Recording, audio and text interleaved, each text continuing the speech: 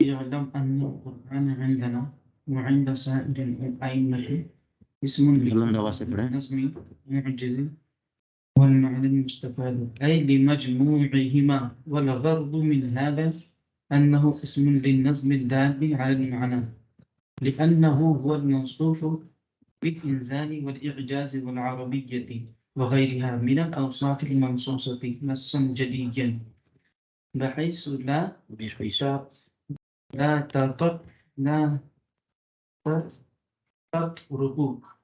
لا تطرق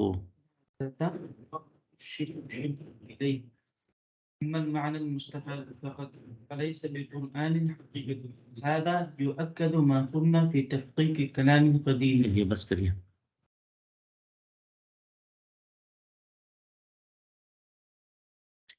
بسم اللہ الرحمن الرحیم نحمده ونصلي ونسلم على رسوله الكريم اما بعد.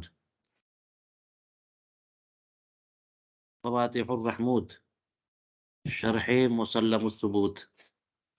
اس میں مصنف اور شارح قرآن کریم کی تعریف سے فارغ ہونے کے بعد کچھ ضروری مباحث کا سلسلہ شروع کر رہے ہیں.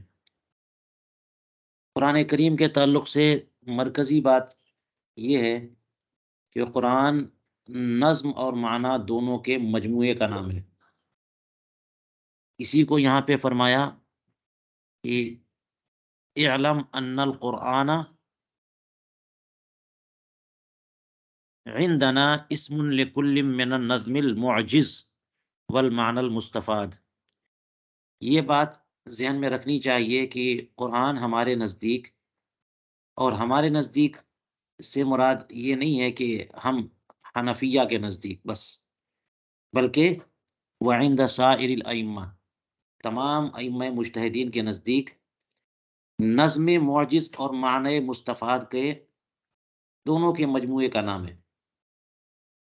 یعنی وہ نظم جو کلمات ہیں قرآن مقدس کے، جو حروف و کلمات ہیں، اسی کو نظم کہا، جس کو عموماً لفظ کہا جاتا ہے، لیکن ادباً قرآن کریم کے کلمات کو نظم کہتے ہیں. النظم المعجز، تو من النظم المعجز والمعنى المستفاد، تو جو نظم ہے یعنی کلمات، اور اس کے اندر جو مفہوم اور معنی ہے جو اس سے مستفاد ہوتا ہے، ان دونوں کے مجموعے کا نام قرآن ہے. نظم معجز اس لیے کہا کہ قرآن کریم جو معجز ہے کہ اس جیسا کلام کوئی پیش نہیں کر سکتا نظم کی جہت سے، ہے نا، کہ وہ کلام مقدس جو انہی حروف ہجائیہ سے جس کی تعبیر ہوتی ہے، جن حروف ہجائیہ سے ہم اپنی گفتگو، اپنی باتوں کی تعبیر کرتے ہیں، انہی حروف سے اس کی تعبیر ہوتی ہے، پھر بھی کوئی اس جیسا معجز نظام کلام پیش نہیں کر سکتا. تو نظم معجز اور معنی مستفاد اہل مجموعہما، یعنی دونوں کے مجموعے کا نام. والغرض من ھذا، یہ بات جو کہی ہے انہوں نے، اس سے مقصد کیا ہے کہ یہ کہنا چاہ رہے ہیں کہ قرآن اصل میں نظم کا نام ہے جو دال ہے علی المعنی، معنی پر. تو نظم اور معنی مصداق کے اعتبار سے، مفہوم کے اعتبار سے الگ الگ ہیں. کہ نظم یعنی وہ کلمات جن سے ہم کلام نفسی، کلام ربانی کی تعبیر کرتے ہیں، اور وہ کلمات جس مفہوم اور معنی پر دلالت کرتے ہیں، یہ دو چیزیں ہیں، لیکن مصداق کے اعتبار سے ایک ہیں. جیسا کہ امام اہل سنت مجدد دین و ملت امام اعلیٰ حضرت امام محمد رضا فاضل بریلوی رضی اللہ تعالیٰ عنہ نے اپنے مشہور رسالے انوار المنان میں اسے ثابت کیا ہے. تو کہنا یہ ہے کہ قرآن نام ہے نظم کا جو معنی پر دال ہے. یہ لأنه هو الموصوف بالانزال والاعجاز والعربیہ وغیرها من الاوصاف المنصوصہ، کیونکہ اسی نظم کی تو صفت یہ آتی ہے اور اسی کو بیان کیا جاتا ہے انزال سے، اعجاز، عربیہ اور دیگر اوصاف، وہ اوصاف جن پر نص جلی قائم کی گئی ہے۔ قرآن کریم کے بارے میں خود قرآن پاک نے کہا نا، نحن نزلنا الذکر انا نحن نزلنا الذکر و انا له الحافظون، ہیں؟ یا قرآن پاک نے فرمایا انا انزلناہ فی لیلۃ القدر، تو انزال اور تنزیل وبالحق نزل، وبالحق، ہاں یہ بھی فرمایا بالحق انزلنا وبالحق نزل، تو نزل، نزول، انزال، تنزیل، ہے نا، یہ کلمات کی تنزیل ہے، نظم کی تنزیل ہے۔ اور اسی طرح سے اعجاز، یعنی جو معجزہ ہے کہ لوگ اور اس جیسا کلام پیش نہیں کر سکتے، وہ نظم کی بات ہے۔ اور عربیہ اور غیر، قرآن پاک میں سورہ یوسف نے فرمایا نا، انا انزلناہ قرآنا عربیا لعلکم قرآن عربی ہم نے نازل کیا، تو عربی میں ہونا اور دیگر اور مزید صفات، جو یہ ساری کی ساری صفات جو ہے نا معانی کی نہیں ہیں بلکہ کلمات کی ہیں، نظم کی صفات ہیں۔ تو یہ جو کہا انہوں نے کہ قرآن نام ہے نظم معجز اور معنی مستفاد کا، یعنی دونوں کے مجموعے کا، اس سے مقصود یہ ہے کہ قرآن نام ہے نظم کا جو معنی پر دال ہے۔ جی، یہ اصلاً یعنی اصول فقہ میں یہ تعریف کی قرآن اصل میں نظم کا نام ہے جو معنی پر دال ہے۔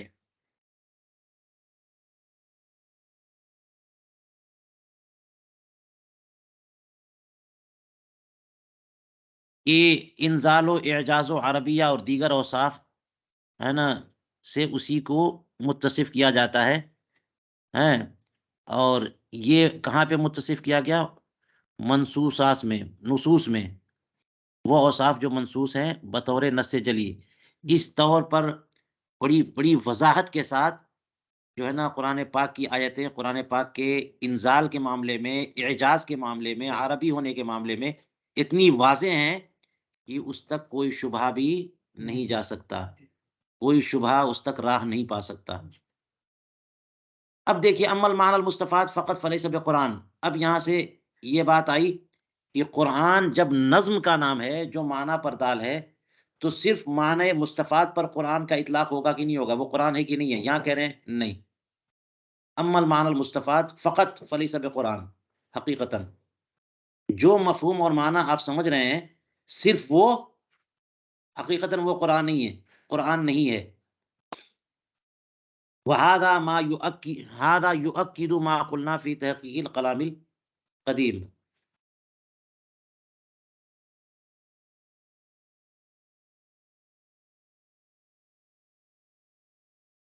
اور یہ جو بات ہے ہم نے یہاں بیان کی، یہ اس بات کو اور زیادہ مضبوط کرتی ہے اور مؤکد کرتی ہے جو ہم کلام قدیم کی تحقیق میں اس سے پہلے کر چکے۔ تو جلد اول میں کچھ مبادئ کلامیہ پیش کیے تھے نا، اللہ تبارک و تعالیٰ کی صفت کلام ہے، تو کلام نفسی قدیم اور کلام لفظی، اس پہ جو گفتگو آئی تھی، تو وہ بحث وہاں دیکھنی ہوگی۔ وَإِن كَانَتْ كَلِمَاتُ بَعْضِ أَتْبَاعِ الْأَشْعَرِيَّةِ تُشْعِرُ بِظَوَاهِرِهَا أَنَّ الْقُرْآنَ حَقِيقَةً هُوَ الْمَعْنَى حَقِيقَةً، وَالنَّظْمُ يُطْلَقُ عَلَيْهِ مجازًا، اگرچہ بعض اشعری حضرات جو ہے ان کے کلمات اپنے ظاہری الفاظ کے ذریعے اس بات کی طرف مشعر ہیں بتاتے ہیں کہ یہ بات بتاتے ہیں کہ قرآن حقیقتاً نظم کا نام نہیں ہے بلکہ معنی مستفاد کا نام ہے، جو حقیقتاً معنی ہے قرآن حقیقتاً اسی کا نام ہے، اور نظم پر قرآن پاک لفظ قرآن کا اطلاق مجازن ہوتا ہے۔ اصل میں قرآن مفہوم اور معنی کا نام ہے، اور نظم قرآنی پر قرآن کا اطلاق کیسے ہوتا ہے؟ مجازن۔ یہ بعض اشاعرہ کے کلمات اس کی طرف مشعر ہیں، صراحتاً کہیں نہ کہیں، لیکن اس کے باوجود اس کی پوری تحقیق اعلیٰ حضرت نے انوار المنان میں فرما دیے، اور انہوں نے تو فرما دیے کہ کلام نفسی اور کلام لفظی کا فرق ہی غلط ہے، دونوں ایک ہے۔ جی، اب یہ جو بات آ گئی ہے کہتے ہیں کہ وہذا مما لا یجتری علیہ مسلم، یہ ایسی بات ہے کہ کوئی مسلمان اس کی جرأت نہیں کر سکتا کہ نظم کو کہہ دے کہ نظم پر قرآن کا اطلاق مجازن ہے، ورنہ نظم قرآن نہیں ہے جی۔ تو نظم قرآن نہیں ہے تو پھر یہی تو معتزلہ کہلوانا چاہتے تھے ہیں کہ قرآن جو ہے وہ حادث ہے، قرآن قدیم نہیں ہے، قرآن مخلوق ہے جی۔ تو نظم جو ہے، لہذا نظم قرآنی سے قرآنیت کا انکار اگر کوئی کر دے تو کوئی فرق نہیں پڑے گا، کیونکہ جو چیز مجازن جہاں پہ نسبت ہوتی ہے وہاں انکار بھی چلتا ہے۔ جیسے زید کو شیر کہنا مجازن کہہ سکتے ہیں بہادر کے معنی میں، لیکن آپ یوں بھی کہہ سکتے ہیں انکار کہ زید شیر نہیں ہے۔ اس کا مطلب یہ بھی کہ اگر نظم قرآنی پر قرآنیت کا اطلاق مجازی ہے تو اس کا مطلب یہ کہہ دیجئے کہ نظم جو ہے وہ قرآن نہیں ہے۔ جو کلمات ہیں سورہ فاتحہ کی اتنی آیتیں ہیں، یہ قرآن نہیں ہے۔ اگر یہ کوئی کہے گا تو کافر ہوگا کہ نہیں ہوگا؟ تو قرآن جو ہے نا نظم قرآنی کا ہی نام ہے، جو دال ہے معنی پر۔ یہ کہنا کہ صرف معنی قرآن ہے، یہ بات درست نہیں ہے۔ اب جب یہ بات ہو گئی کہ قرآن اصلاً نظم کا نام ہے، جو دال ہے کس پر؟ معنی پر۔ اسی وجہ سے بعض علماء نے جو فتویٰ دیا کہ مثال کے طور پر کوئی نیا بندہ مسلمان ہوا جی، تو بات نہ مسلم کی نہیں، جب مسلمان ہو گیا تب تو وہ قرآن لے ہی سکتا ہے، لیکن بعض لوگ نان مسلم جو ہوتے ہیں وہ قرآن پڑھنا چاہتے ہیں، ہے نا، اور وہ ناپاک ہوتے ہیں، تو کیا ان لوگوں کو قرآن کریم مصحف دیا جا سکتا ہے؟ تو اس کا حل یہی ہے کہ یہ قرآن کریم کا ترجمہ صرف دے دیا جائے ان کو۔ کیا دیا جائے؟ ہاں، کہ نظم قرآنی قرآن ہے، ٹھیک ہے، اور اسی کے بارے میں قرآن پاک نے فرمایا لا یمسہ الا المطہرون، کہ یہ قرآن پاک کون چھو سکتا ہے؟ صرف پاک لوگ چھو سکتے ہیں۔ تو جو لوگ ناپاک ہیں یا کفار ہیں وہ قرآن کریم نہیں چھو سکتے، ان کو نہیں دیا جا سکتا، کیونکہ یہ قرآن پاک کی بے حرمتی ہے۔ ایک مسلمان جو ہے وہ اگر بے وضو ہے تو نہیں چھو سکتا، تو نان مسلم کیسے چھو سکتا ہے؟ لیکن اس کو قرآن پاک سمجھنا ہے مثال کے طور پہ، اس لیے وہ قرآن پاک مانگ رہا ہے تاکہ اللہ کا کلام وہ دیکھ سکے کیا ہے اس میں، کس حوالے سے کیا بات ہے، تو اس کو کیا دیا جائے؟ ترجمہ، کیونکہ نظم قرآنی اصل میں قرآن ہے، محض معنی ہے وہ جس کی تعبیر دیگر الفاظ میں کی گئی، محض اردو ترجمہ ہے، ہندی ترجمہ ہے، انگلش ترجمہ ہے، تو اس پر قرآنیت کا اطلاق نہیں ہو سکتا، اس کو کہا جائے گا کہ قرآن پاک کا ترجمہ ہے، ٹھیک ہے۔ اب یہاں پر ایک اعتراض، فَإِن قُلْتَ، اگر تم یہ کہو فلیما جوز الامام الہمام السابق فی الاصول والفروع ذو الید الطولى فی العلوم جواز الصلاة بالقراءة الفارسية بل جميع اللغات خلافا للبردعی مع ان القاری بها لم يقرأ القرآن۔ یہ آپ نے پڑھ لیا ہوگا کتابوں میں کہ امام اعظم ابو حنیفہ کے نزدیک فارسی میں تلاوت جائز ہے، فارسی میں تلاوت کرنا قرآن پاک کا، نماز میں فارسی میں بھی کوئی تلاوت کرے تو وہ تلاوت جائز ہے۔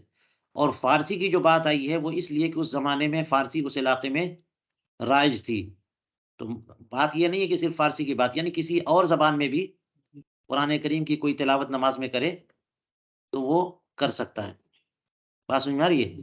تو یہ امام اعظم ابو حنیفہ رضی اللہ تعالیٰ عنہ کی طرف منسوب ہے یہ قول، تو اس کے بارے میں فرماتے ہیں کہ اگرچہ یہ قول ان کی طرف منسوب ہے، لیکن صحیح روایت سے یہ ثابت ہے کہ امام ہمام حضرت امام اعظم ابو حنیفہ رضی اللہ تعالیٰ عنہ نے اس سے رجوع کر لیا جی، اور وہ اب قائل نہیں ہے کہ فارسی میں کوئی قرآن کریم کی تلاوت کرے گا تو اس کی نماز ہو جائے گی، مگر یہ کہ معذور.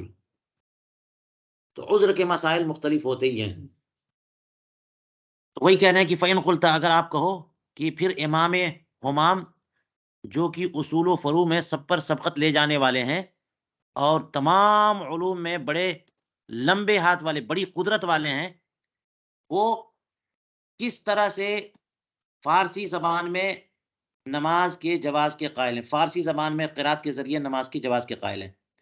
پہلی بات تو یہ دیکھیے کہ جب امام اعظم ابو حنیفہ کا ذکر آیا تو کتنے ادب اور احترام سے انہوں نے نام لیا ہے ہیں؟ کہ اصول و فروع میں سب کا بے شک. اسی لیے امام شافعی رحمۃ اللہ تعالی علیہ نے فرمایا کہ سارے کے سارے لوگ فقہ میں امام ابو حنیفہ کی عیال ہیں، ان کی آل اولاد کی طرح، ان کے ڈیپینڈنٹ کی طرح ہیں.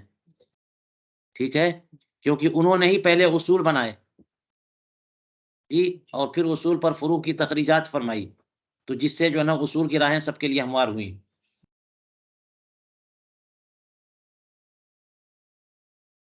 تو اصول و فروع میں سب پر سبقت لے جانے والے وہی ہیں، اور تمام علوم میں بہت ہی زیادہ مہارت رکھنے والے، ید طولہ رکھنے والے وہی ہیں. تو اتنے عظیم امام فارسی زبان میں تلاوت کوئی کرے نماز میں تو بھی نماز ہو جاتی ہے، اس کے قائل کیسے ہو گئے؟ بل جمعی لغات، بلکہ کسی بھی لغت میں کوئی تلاوت کرے، خلافاً للبردعی، امام بردعی کے خلاف، جو یہ کہتے کہ نہیں نماز نہیں ہوگی. حالانکہ مع ان القاری بہا، حالانکہ اگر کوئی فارسی زبان میں قرآن پاک کی تلاوت کرتا ہو تو اس نے قرآن کی تلاوت تو نہیں کی، کیونکہ قرآن کس کا نام ہے؟ نظم کا. قرآن کس کا نام ہے؟ نظم کا نام ہے، جو دال ہے علی المعنی، النظم الدال علی المعنی. تو وہ تو نظم ہے ہی نہیں، وہ تو اس کا مفہوم و معنی اس میں بیان کیا گیا ہے فارسی میں، نظم قرآنی تو نہیں ہے وہ. تو اس نے قرآن پاک کی تلاوت تو نہیں کی. تو یہ کوئی اعتراض کے طور پہ کہہ سکتا ہے؟ تو اس کے جواب میں فرمایا قال وقد صح رجوع الامام ابی حنیفہ رضی اللہ تعالی عنہ عن القول بجواز الصلاة بالفارسیہ بغیر عذر.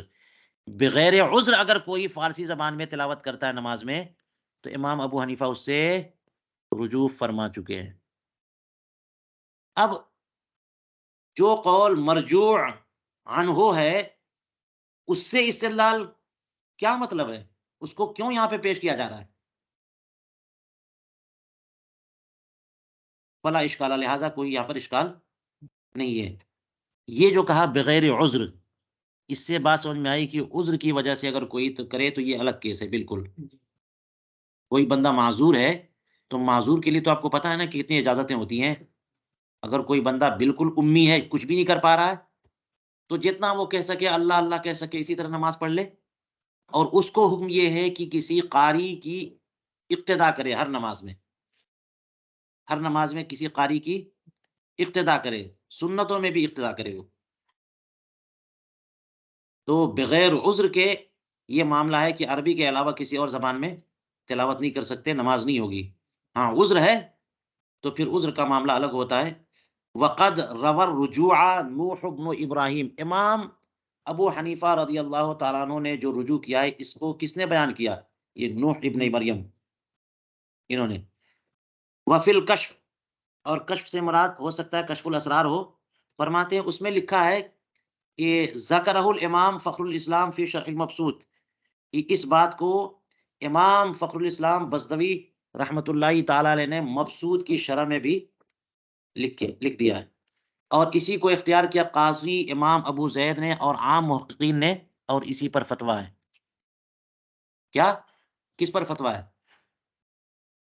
یہ عربی کے علاوہ کسی اور زبان میں جو ہے نا آپ نماز میں تلاوت کریں گے تو آپ کی نماز نہیں ہوگی. اس لیے کہ قرآن کریم نماز جو ہے اس کے ارکان میں سے قرآن کریم کی تلاوت ہے، اور اگر نظم قرآنی نہیں ہے تو آپ نے قرآن پاک کی تلاوت نہیں کی. کہتے ہیں وفیہ اشارہ الی انہ یجوز القرآن بالفارسیۃ للعذر، یہ بغیر عذر کہہ دیا تھا نا، اس میں اشارہ ہو گیا کہ اگر عذر کی وجہ سے کوئی فارسی میں قرآن پاک کی تلاوت کرے نماز میں تو یجوز. یہ جائز ہے، ٹھیک ہے؟ اور یہ عذر کیا ہو سکتا ہے؟ وہ ہوا عدم العلم بالعربیہ وہ عدم و انطلاق اللسان بہا، یا تو یہ کہ عربی آتی ہی نہیں، بالکل بالکل نہیں آتی عربی، حروف ہجائیہ بھی نہیں پڑھا اس نے، کچھ بھی نہیں پڑھا۔ کتنے لوگ ایسے ہوتے ہیں، آپ کو بہت ساری قوم مل جائے گی، چائنیز مل جائیں گے، ہے نا؟ اسی طرح سے مغربی ممالک میں بہت سارے لوگ ایسے ہوں گے جو دوسری زبان جانتے ہیں، زندگی میں ان کو سابقہ نہیں پڑھا کہ عربی کا ایک حرف پڑھیں، تو کچھ نہیں آتی عربی بالکل۔ یعنی عربی زبان سے مراد یہ نہیں کہ عربی زبان، یعنی عربی پڑھنا بھی نہیں آتی ان کو، تو پھر کیا کریں گے وہ؟ اسی طرح سے عذر یہ بھی ہو سکتا ہے کہ وہ پہچان تو لیتے ہیں حروف کو، لیکن زبان چل نہیں رہی ہے۔ اب کتنے ایسے لوگ ہیں جن کے لیے حروف حلقیہ بالکل متعذر ہے نا؟ تو ضاد اور ظا کہاں سے نکالیں گے؟ زندگی میں نہیں نکال پائیں گے۔ یا زبان میں لکنت ہے، کوئی مسئلہ ہے، اس کی وجہ سے وہ جو ہے نا کلمات عربیہ کی تعبیر نہیں کر سکتے، عربی الفاظ ان کی زبان پہ نہیں چڑھ رہے ہیں، عدم و انطلاق اللسان بہا، زبان جو ہے نا عربی زبان، یہ زبان جو ہے عربی کلمات پر چل نہیں پا رہی ہے، تو یہ بھی ایک عذر ہے، اور یہی صحیح بات ہے، یہ صحیح ہے کہ عذر کی وجہ سے اگر کوئی فارسی میں تلاوت کرتا ہے تو اس کی نماز ہو جائے گی۔ اسی پر امام ابو حنیفہ کے دونوں صاحبان جو ہیں، وہ امام ابو یوسف اور امام محمد جو ہے نا اسی پر قائم ہیں، اور یہی موقف ان کا ہے۔ اور اس کے جواز کا جو قول کیا گیا، کیوں؟ اقامتاً للمعنی مقام النظم لاجل العذر، کہ ٹھیک ہے نظم وہاں پہ موجود نہیں ہے، نظم عربی، لیکن نظم عربی جس معنی پر دلالت کر رہا ہے وہ معنی تو موجود ہے، تو عذر کی وجہ سے معنی کو نظم کے قائم مقام کر دیا جائے گا۔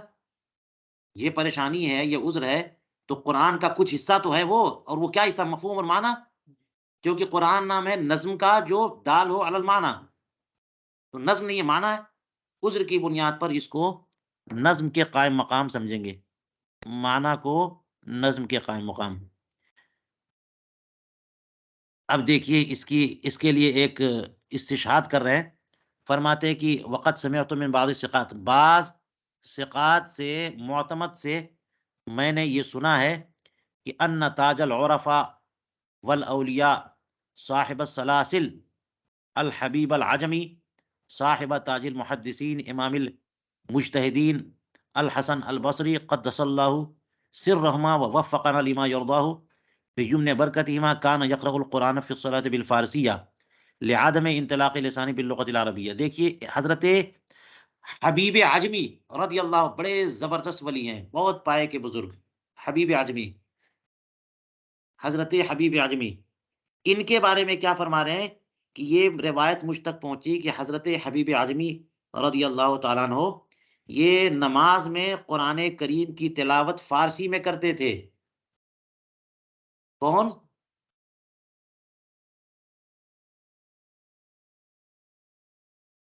الحبیب العجمی، کس زبان میں تلاوت کرتے تھے؟ اور وجہ کیا تھی؟ یہ عربی عجمی تھے، تو عربی زبان ان کی زبان پہ چڑھ نہیں پا رہی تھی، پریشانی ہوتی تھی، تو وہ نماز میں کس زبان میں تلاوت کرتے تھے؟ تو یہ کیسے ہوا؟ یہ عدم انطلاق کی وجہ سے۔ اور یہ بطور استشہاد کیوں پیش کیا؟ کیونکہ وہ تو مصاحب تھے امام المجتہدین حضرت امام حسن بصری کے، کیا عظیم مقام ہے امام حسن بصری کا، جو کہ مجتہد بھی ہیں، فقیہ اور محدث بھی ہیں، اور امام الصوفیہ بھی ہیں، کئی سلاسل ان کے ذریعے آگے بڑھتے ہیں۔ حضرت حسن بصری رضی اللہ تعالیٰ عنہ ان کے مصاحب ہیں، ان کے رفیق ہیں، اگر وہ غلط کر رہے ہوتے تھے، اگر جو کچھ وہ کر رہے ہیں اگر وہ غلط ہوتا تو امام حسن بصری کرنے دیتے؟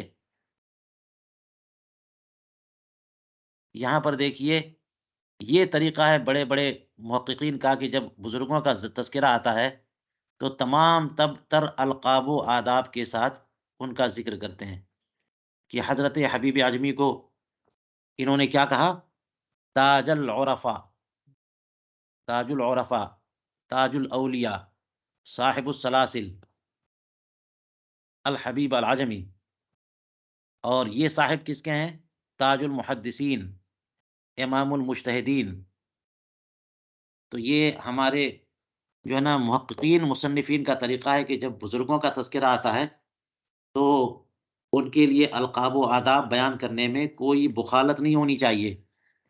جی، یہ آج کل جو ہے نا وہ جو نقابت کرتے ہیں جلسوں میں، وہ سامنے جب کوئی خطیب موجود ہوتا ہے تو ان کے سامنے بڑے القاب و آداب و تعریف کرتے ہیں. سامنے تعریف کرنا اس کی ممانعت ہے حدیث پاک میں.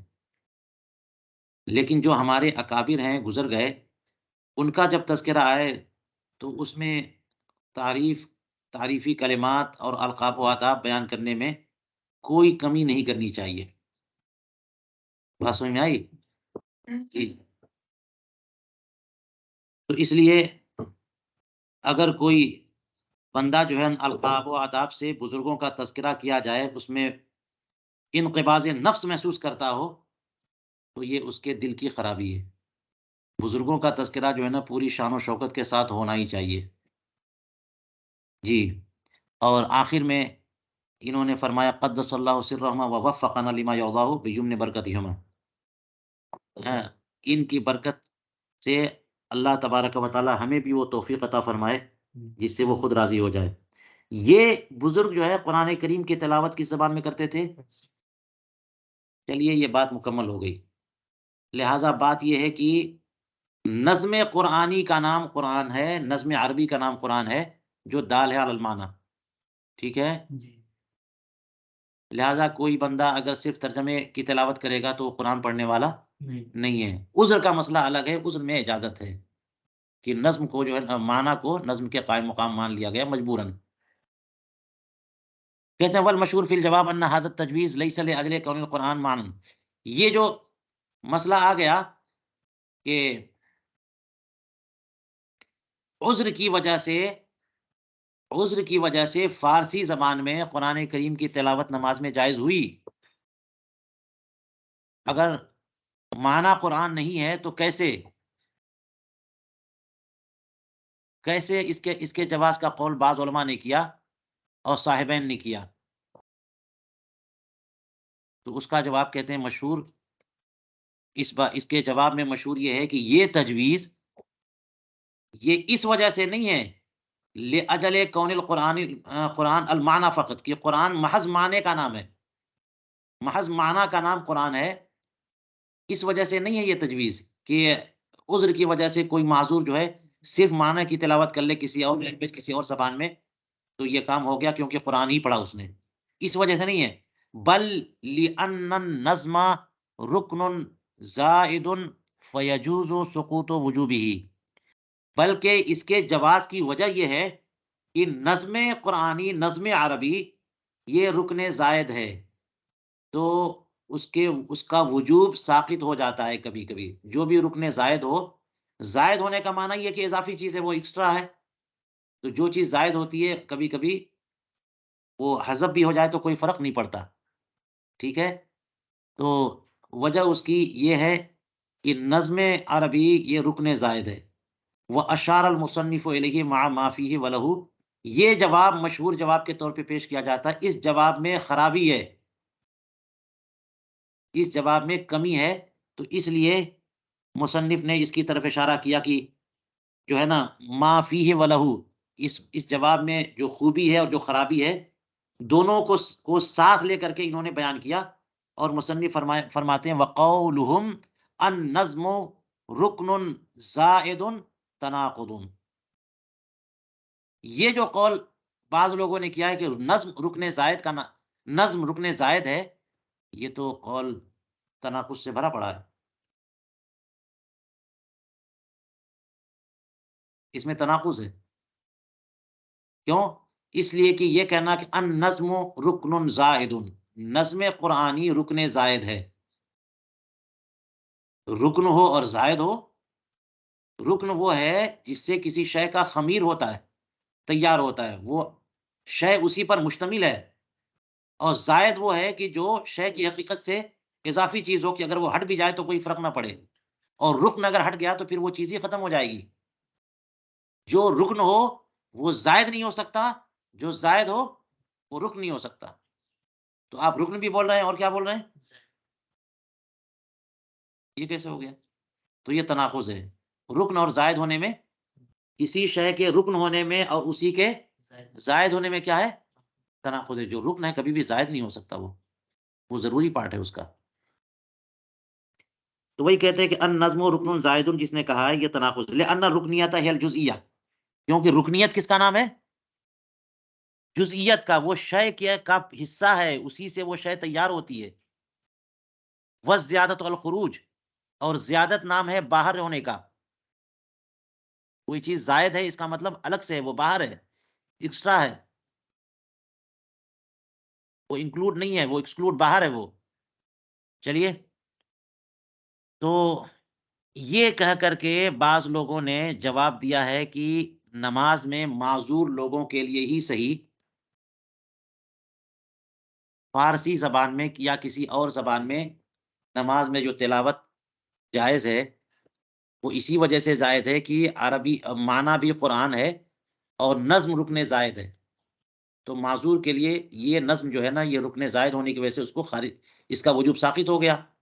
تو اس جواب میں جو کمی ہے وہ بتا دیا کہ یہ تو تناقض ہے. لیکن کبھی کبھی اس کی توجیہ کی جاتی ہے. وقد یوجہ بأن معناه ما قد يسقط شرعا. نظم رکن زائد ہے. نظم، اس کا مطلب بتائیے. تو کہتے ہیں اس کی توجیہ یوں ہوتی ہے. اس کی توجیہ اور اس کی تشریح یوں کی جا سکتی ہے کہ نظم رکن زائد ہے. اے معنی رکن زائد. رکن زائد کا معنی کیا ہے؟ ما قد یسقط وجوبہ شرعن، جس کا وجوب شرعن ساقط ہو جائے.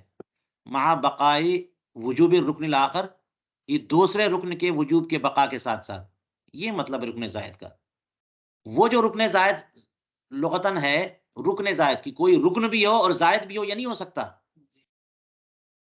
ہم یہ نہیں کہہ رہے. یہاں پر رکن زائد کا مطلب کیا ہے کہ ہے تو وہ رکن، مگر لفظ زائد اس کے ساتھ جو اضافہ کیا گیا وہ اس لیے کہ اس کا وجوب شرعن ساقط ہے، شریعت نے ساقط کر دیا ہے. حقیقتاً ساقط نہیں ہے نا، شریعت نے عذر کی بنیاد پر ساقط کر دیا کہ چلو تمہاری نماز تم پڑھو گے کیسے، تم عربی زبان پہ تمہاری نہیں چڑھ رہی ہے، چلو فارسی میں پڑھ لو. تو شریعت نے رکن کو ساقط کر دیا ہے، رکن کے وجوب کو ساقط کر دیا عذر کی وجہ سے. یہ مطلب ہے رکن زائد کا، کہ کسی خاص حالت میں شریعت نے اسے ساقط کیا ہے. تو زائد کا مطلب کہ اس کا وجوب کسی حالت میں شریعت ساقط کر رہی ہے، یہ مطلب ہے رکن زائد کا.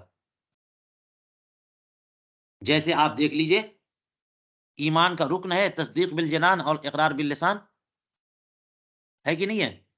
لیکن اقرار حالت اقرار میں ساقط ہے کہ نہیں ہے؟ کل اقرار بالنسبت للایمان، جیسے کہ ایمان کی طرف نسبت کرتے ہوئے اقرار. ایمان اصل میں تصدیق قلبی ہے، اقرار بھی اس کا رکن ہے، ٹھیک ہے. فَإِنَّهُ يَسْقُطُ حالت الاقرار، لیکن اقرار حالت اقرار میں ساقط ہو جاتا ہے. بات سمجھ میں آئی؟ اگر کوئی جو ہے وہ تلوار لے کے کھڑا ہو جائے کہ اگر تم جو ہے نا اللہ کا انکار نہیں کرو گے تو ابھی مار ڈالوں گا، تو ایسی حالت میں اقرار ساقط ہے کہ نہیں ہے؟ قرآن پاک نے فرمایا الا من اکرہ وقلبہ مطمئن بالایمان. یہ کیا ہے؟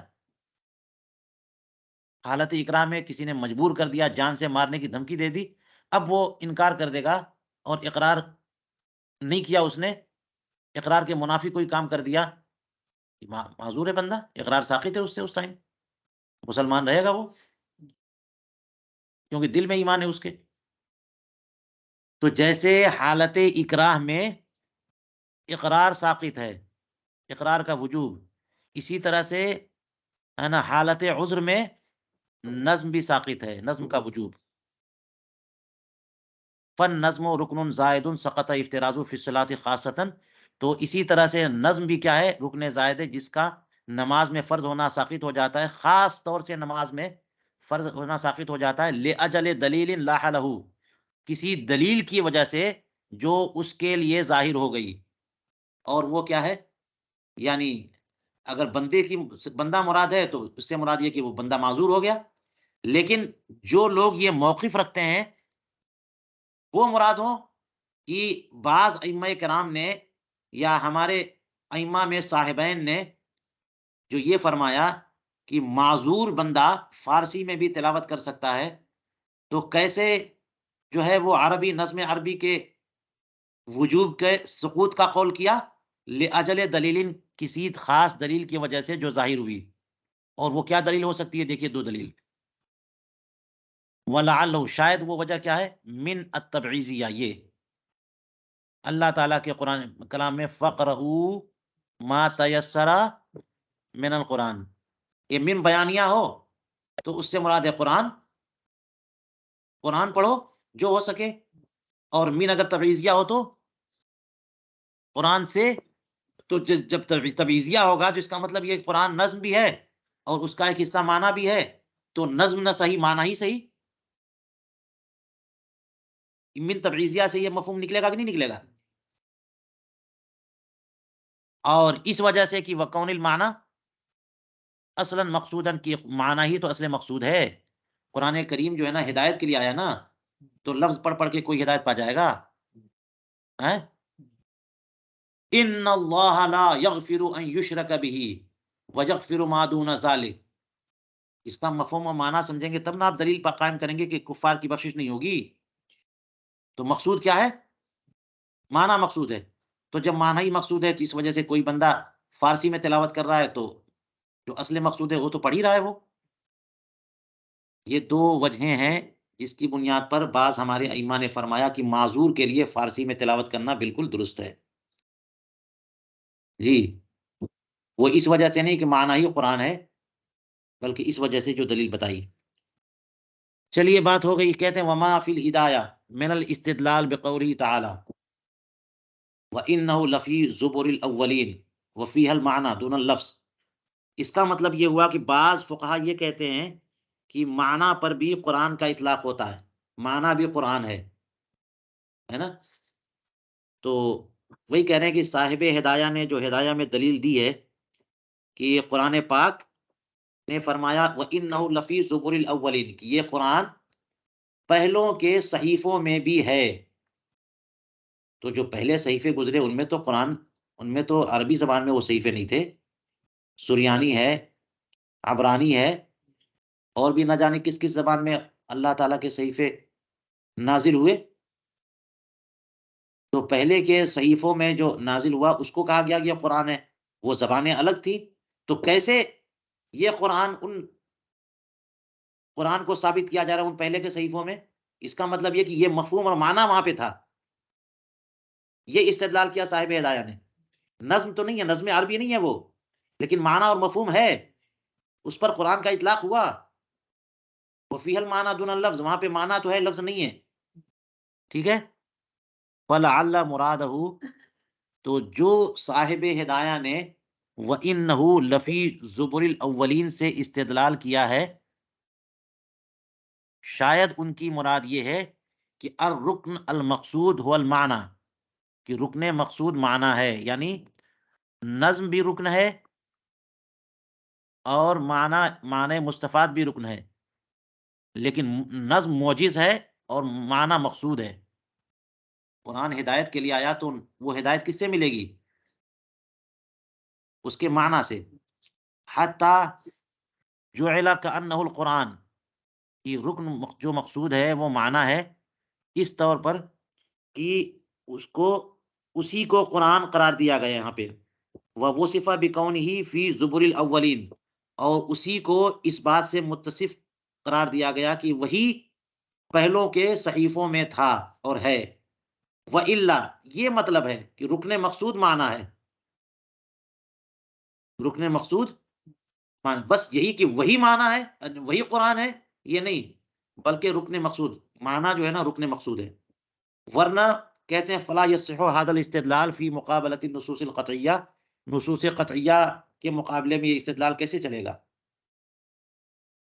نصوص قطعیہ کے مقابلے میں کہ اللہ تعالیٰ نے قرآن جو ہے نا وہ انا انزلناہ فی لیلۃ القدر فرمایا، یہ کلمات کے بارے میں فرمایا، الف لام میم ذالک الکتاب لا ریب فیہ، یہ فرمایا، اس کتاب کے بارے میں فرمایا جی، اسی طرح قرآن عربیہ نظم قرآنی کے بارے میں فرمایا، اسی کو پڑھنے کو حکم دیا، اسی کو چھونے کو بے وضو منع فرمایا جی۔ تو وہ جو نصوص قطعیہ موجود ہیں ان کے مقابلے میں یہ استدلال کہ نہیں وہ نظم نہیں بلکہ محض معنی، یہ تو نہیں چلے گا۔ اسی طرح یہ استدلال اجماع قاطع کے مقابلے میں نہیں چلے گا۔ سارے علماء، ساری امت، سارے مجتہدین، صحابہ، تابعین، ائمہ مجتہدین، سب کے سب جو ہے نظم قرآنی پر قرآن کا اطلاق کرتے ہیں، اسی نظم قرآنی کی فکر کرتے ہیں کہ وہ یاد ہو جائے، اسی سے استدلال کرتے ہیں، اسی کی حفاظت کرتے ہیں، اسی کو احترام سے رکھتے ہیں، اسی کی تلاوت کرتے ہیں تو پھر سجدہ واجب ہوتا ہے، یہ کہتے ہیں آیت سجدہ کریں۔ تو ساری امت کا اجماع ہے کہ نظم قرآنی قرآن ہے، تو اس کے مقابلے میں یہ استدلال نہیں چلے گا کہ کہیں سے آپ لے کے آئیے کہ نہیں محض معنی بھی قرآن ہے۔ ففہم، چلیے، ففہم کہہ کر کے اشارہ ہے کہ اس پہ مزید گفتگو کی جا سکتی ہے، آپ غور کریے۔ تو امام اہل سنت سرکار اعلی حضرت فاضل بریلوی رضی اللہ تعالیٰ عنہ نے اس پر بڑا زبردست حاشیہ لکھا ہے فواتح الرحمت پہ، رحمت الملکوت، ہو سکتا ہے انہوں نے یہاں پر کچھ اضافہ کیا ہو۔ چلیے آگے کہتے ہیں ثم القراءۃ الشاذہ هل تفسد الصلاۃ فیہ اختلاف۔ ایک مسئلہ یہاں پر یہ ہے کہ قراءت شاذہ سے نماز ہوگی کہ نہیں ہوگی۔ اب تو یہ بات آ گئی نا کہ قرآن نام نظم معجز کا جو دال علی المعنی ہے، ٹھیک ہے، تو آپ نے جو تعریف پڑھی ہے قرآن پاک کی المنزل للاعجاز، اور ایک تعریف یہ پڑھی آپ نے کہ ما نقلا بین دفتئی المصحف نقلا متواترہ، یہ تعریف مشہور ہے نا۔ اس کا مطلب یہ ہوا کہ جو تواتر کے طور پر منقول ہے وہ قرآن ہے۔ جو اب بتائیے اگر کوئی بطور شاذ منقول ہے تو وہ قرآن ہے؟ وہ تو قرآن نہیں ہو سکتا۔ تو اگر کوئی بندہ شاذ قرات قرآن پاک میں نماز میں پڑھے تو اس کی نماز ہوگی کہ نہیں ہوگی، یہ ایک سوال آ گیا، کیونکہ بعض قراتیں تو ہیں جو شاذ ہیں۔ قرات متواترہ 7 ہیں، 7 ائمہ کرام ہیں، ٹھیک ہے، ائمہ قرات۔ تو قرات متواترہ کتنی ہے؟ 7 ہیں۔ ان 7 میں سے ہم لوگ امام عاصم کوفی کی قرات پڑھتے ہیں، ہم ان کے متبعین میں ہیں، اور ان کے ہر امام کے جو ہے 2 راوی ہیں، ہے نا، اور ان کے 2 روات میں سے امام حفص جو ہے نا ان کی روایت ہم پڑھتے ہیں۔ لیکن یہ 7 ائمہ کرام ہیں اور سب کی تلاوت متواتر ہے، ٹھیک ہے، اور ان میں سے کسی کی تلاوت بھی کی جائے تو نماز ہو جائے گی، وہ قرآن ہی ہے۔ رسول کریم علیہ الصلوۃ والسلام نے ارشاد فرمایا کہ انزل القرآن علی 7 احرف، 7 طریقوں پہ قرآن آیا۔ تو یہ 7 تلاوت کی بات نہیں ہے، 7 قراتوں کی بات نہیں، ان کے علاوہ شاذ قراتوں کی بات ہے۔ پوچھنا چاہ رہے ہیں، ارے یہی سب ملاقات کرنا ہے عباس ہونا، عباس ہے، تو شاذ قرات کی بات ہے۔ ہوتی ہے ذریعے تھوڑی ہوتی ہے یار، پہنچ رہے ہیں یا نہیں ہے، ابھی لیں گے عباس کیا لینا، ذریعہ بنتے ہیں لوگوں کے لیے۔ اصل یہ ہوتا ہے کہ تھوڑا مجھ سے جڑے ہوئے ہیں۔ مائک بند کر دیجئے، کس کا مائک چل رہا ہے؟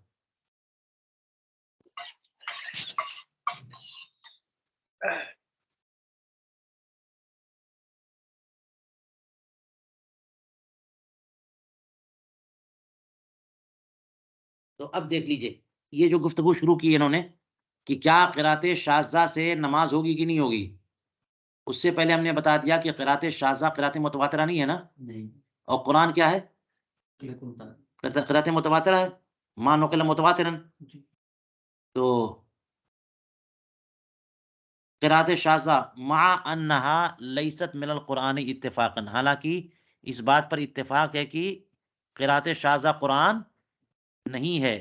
اب سوال یہ ہے کہ کوئی شاذ قرات سے قرآن کریم، کوئی شاذ روایت جو ہے نا وہ تلاوت کرے گا نماز میں، تو کیا نماز ہوگی کہ نہیں ہوگی؟ حل تفسد الصلاۃ، یعنی یہ قرات شاذہ نماز کو توڑ دے گی، اور یا پھر یہ کہ حل تفسد الصلاۃ بقراءتها، کیا نماز قرات شاذہ سے فاسد ہو جائے گی؟ فرماتے اذا لم یکتف بها، جبکہ محض اسی پر اکتفا نہ کیا جائے، قرات شاذہ بھی پڑھی جائے اور قرات متواترہ بھی پڑھی جائے، دونوں ملا کے، تب یہ سوال ہے وَأَمَّا إِذَا اكْتَفَى بِهَا فَتَفْسُدُ قَطْعًا، اور رہی یہ صورت کہ کسی بندے نے نماز میں محض قرات شاذہ کی تلاوت کی ہے، تب تو نماز نہیں ہوگی، کیونکہ اللہ تبارک و تعالیٰ نے قرآن پڑھنے کو کہا ہے نا، فَقْرَؤْا مَا تَيَسَّرَ مِنَ الْقُرْآنِ، اور قرات شاذہ تو قرآن نہیں ہے، تو اس کا مطلب اس نے قرآن پڑھا ہی نہیں۔ اگر کوئی محض قرات شاذہ پڑھے گا تو قرآن نہیں پڑھا، تو اس کی نماز تو نہیں ہوگی، اس کی بات نہیں کر رہے، بات یہ کر رہے ہیں کہ آپ نے قرات متواترہ میں سے بھی کچھ پڑھا، 2-3 آیتیں، اور شاذہ بھی پڑھ لیا، تو کیا آپ کی نماز فاسد ہوگی یا صحیح رہے گی؟ اس میں اختلاف ہے، وفی اختلاف، بعض لوگوں کے نزدیک ہاں نماز فاسد ہو جائے گی اور بعض دیگر لوگوں کے نزدیک نہیں۔ تو جو لوگ یہ کہتے ہیں کہ نماز فاسد نہیں ہوگی، اس کا مطلب یہ ہوا کہ بقدر کفایت ما یجوز بہ الصلاۃ، اتنی تو تلاوت ہو چکی نا، اتنی تو تلاوت ہوئی، اب یہ شاذ تلاوت آ گئی تو کون سا جرم کر دیا؟ یہ کوئی معنی تو فاسد ہوئے نہیں، کوئی غلط بات تو کہہ دی نہیں، تو اس لیے نماز ہو جائے گی۔ لیکن بعض لوگ جو کہتے ہیں کہ نماز فاسد ہو جائے گی، ہیں وہ کس لیے کہتے ہیں وفی الہدایہ ہوا صحیح، ہدایہ میں یہ ہے کہ صحیح یہی ہے کہ نماز فاسد نہیں ہوگی، یہ دوسرے والے کے ساتھ کہا نا وعند الآخرین لا، وفی الہدایۃ ہوا صحیح، نماز فاسد یعنی اگر قرات متواترہ بھی پڑھی یا قرات شاذہ بھی پڑھی تو نماز ہو جائے گی۔ نماز ہونے کی وجہ کیا ہے؟ کہ قرآن کی تلاوت تو کچھ نہ ہوئی نا، اور شاذہ ظاہر ہے کہ اگر قرات شاذہ میں کچھ ایسی بات ہے جس سے معنی ہی فاسد ہو جاتے ہیں تو پھر تو نماز نہیں ہوگی، لیکن اگر معنی کا فساد لازم نہیں آ رہا تو نماز ہو جائے گی۔ وفی الحاشیہ، اور حاشیے میں لکھا ہے کہ حضرت امام شمس الائمہ نے فرمایا قالت الائمہ لو صلی بکلمات یقرأ بها ابن مسعود لم تجز صلاته، یہ دیکھیے قول کہ ائمہ کرام فرماتے ہیں کہ اگر ایسے کلمات کے ساتھ نماز ادا کی ہے جو حضرت عبداللہ ابن مسعود رضی اللہ تعالیٰ عنہ پڑھتے تھے تو اس کی نماز ہی نہیں ہوگی۔ یہ کون سی بات آ گئی؟ یہ ایک جزیہ،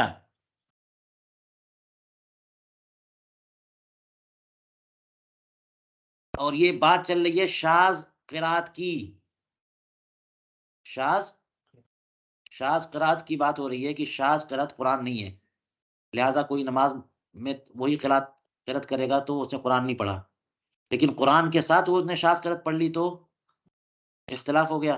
یہ ایک جزیہ دیکھ لیجئے کہ ائمہ کرام فرماتے ہیں کہ حضرت عبداللہ ابن مسعود والی قرات کوئی پڑھے گا تو نماز نہیں ہوگی۔ اس سے کیا مقصود ہے؟ اس سے مقصود یہ ہے کہ حضرت عبداللہ ابن مسعود رضی اللہ عنہ کی کوئی ایسی قرات جو شاذ ہے نا، کہ بہت سارے صحابہ کرام کی قرات ہے جو شاذ ہے، جو بطور تواتر منقول نہیں ہے وہ، ورنہ یہ مطلب نہیں ہے کہ حضرت عبداللہ ابن مسعود جو ہے نا وہ اس قرآن کے علاوہ کوئی اور قرآن مانتے تھے معاذ اللہ، ہے نا۔ اور ایک بات یہ بھی مشہور ہے کہ حضرت عبداللہ ابن مسعود رضی اللہ تعالیٰ عنہ جو ہے نا وہ سورہ تشہد کو، کلمات تشہد کو بھی قرآن کی قرآنیت کے قائل تھے، بات سمجھ میں آ رہی؟ یا اس طرح کے کچھ کلمات کی قرآنیت کے قائل تھے وہ کہ یہ قرآن ہے، تو اگر یہ بات ہے تو ہو سکتا ہے وہی روایت مقصود ہو یہاں پہ کہ کوئی سورہ فاتحہ اور قرآن پاک پڑھنے کے بجائے نماز میں التحیات پڑھے محض، یا کوئی ایسی تلاوت جو قرات جو حضرت عبداللہ ابن مسعود کی ہے اور وہ ہے شاذ، بطور تواتر منقول نہیں ہے، اسی پر نماز میں اکتفا کرے، تو ایسے شخص کی نماز ہوگی؟ لم تجو صلاتو، نماز نہیں ہوگی، ٹھیک ہے۔ تو یہ یقرأ بہا ابن مسعود سے کوئی بندہ پریشان نہ ہو، کیونکہ ہم لوگ حضرت عبداللہ ابن مسعود والی ہی تلاوت کرتے ہیں. یہ جو قرآن پڑھتے ہیں نا ہم لوگ حضرت امام عاصم کوفی والی تلاوت سے، روایت سے، وہ ان کو حضرت عبداللہ ابن مسعود کی سند سے وہ قرآن ملا ہے نا. اس سے کوئی پریشان نہ ہو. یہ عبداللہ ابن مسعود کی تلاوت سے مراد یہاں پہ کوئی ایسی تلاوت جو ان کی شاذ ہے، کیونکہ ہر ایک سے صحابے سے بہت ساری تلاوت منقول ہیں. تو یہ جو ائمہ کرام نے فرمایا کہ اگر یہ والی تلاوت کوئی کرے گا تو نماز نہیں ہوگی. کیوں؟ لِأَنَّهُ كَتِلَاوَةِ خَبْرٍ، اس لیے کہ یہ تو خبر واحد کی تلاوت کی طرح ہے، اور قرآن تو وہ ہے، قرآن جو بطور تواتر منقول ہو، یہ تو خبر کی تلاوت کی طرح ہے. کہتے ہیں وَفِي الدِّرَايَةِ الْأَصَحُّ أَنَّهُ لَا تَفْسُدُ، اور درایا میں لکھا ہے کہ زیادہ صحیح بات یہ ہے کہ نماز فاسد نہیں ہوگی، نماز فاسد. وفی المحیط، اور محیط میں لکھا ہے کہ تعویل ما روی عن علمائنا انہ تفسد صلاتہ، کہ جو روایت ہماری علماء کرام سے آئی کہ اگر کوئی شاذ تلاوت کرے گا تو نماز اس کی فاسد ہو جائے گی، اس کا مطلب کیا ہے؟ اذا قرأ ھذا ولم یقرأ شیئا آخر، یہ مطلب ہے کہ محض شاذ تلاوت کرے اور متواتر تلاوت کچھ بھی اس کے ساتھ نہ ملا ہے، اس کے بارے میں یہ فرما رہے ہیں کہ اس کی نماز نہیں ہوگی. اگر وہ شاذ تلاوت کچھ آیتیں شاذ قرأت بھی کر دے اور متواتر بھی پڑھ دے تو ہو جائے گی. لأن، یہ کیوں؟ لأن القراءۃ الشاذۃ لا تفسد الصلاۃ، اس لیے کہ قراءت شاذہ نماز کو فاسد نہیں کرتی، اور نماز کی صحت کے لیے جو ما یجوز بہ الصلاۃ، اتنی مقدار تو وہ قرآن پڑھ ہی لیا اس نے، اور ساتھ میں قراءت شاذہ بھی پڑھ لیا، تو قراءت شاذہ کوئی حرام چیز نہیں ہے، کوئی جو ہے نا باطل معنی پر مشتمل نہیں ہے، وہ بھی قرآنیت کے قائل بعض لوگ ہوئے. روایت کیا انہوں نے، اگرچہ وہ بطور تواتر مروی نہیں ہو سکا، تو اس سے نماز فاسد نہیں ہو جائے گی. نماز کیسے فاسد ہوتی ہے؟ جب آپ نماز کے دوران کوئی دنیاوی گفتگو کر بیٹھیں، یا قرآن کریم کی تلاوت کرتے کرتے کوئی ایسا لفظ بدل جائے جس سے معنی پہ اثر پڑتا ہو، معنی فاسد ہو جائے تو نماز فاسد ہوتی ہے. یا پھر آپ دنیاوی کلام کر بیٹھو تب بھی نماز اور یہ قرات شاذہ دنیاوی کلام تھوڑی ہے. اور لازمی طور پر یہ بھی نہیں کہا جا سکتا کہ نماز اس کا معنی باطل ہے. چلیے یہ بات ہو گئی. کہتے ہیں وقالت الشافعی، یہ تو ہمارے ائمہ کرام کا معاملہ تھا، یہ پوری بات. وقالت الشافعیہ تجوز القراءۃ الشاذہ اذا لم یکن فیہا تغییر معنی، قراءت شاذہ پڑھنا جائز ہے اگر اس میں معنی کی تغییر نہ ہو، تبدیلی نہ ہو. ولا زیادت حرفن، اور اگر ولا زیادت حرفن، اگر کوئی حرف کا اضافہ نہ کیا جائے. ولا نقصان حرفن، کسی حرف کی کمی نہ کی جائے، کوئی تبدیلی نہ کی جائے، تو قراءت شاذہ پڑھنے میں بھی حرج نہیں ہے. وَإِلَّا، اور اگر ایسی بات نہیں ہے بلکہ معنی بدل گئے یا حرف کی کمی زیادتی ہو گئی، تو تبطل الصلاۃ، نماز اذا تعمدہ، جب جان بوجھ کر کرے گا، اور اگر بھولے سے کر دیا تو سجدہ سو کر لے، کام ہو جائے گا. جی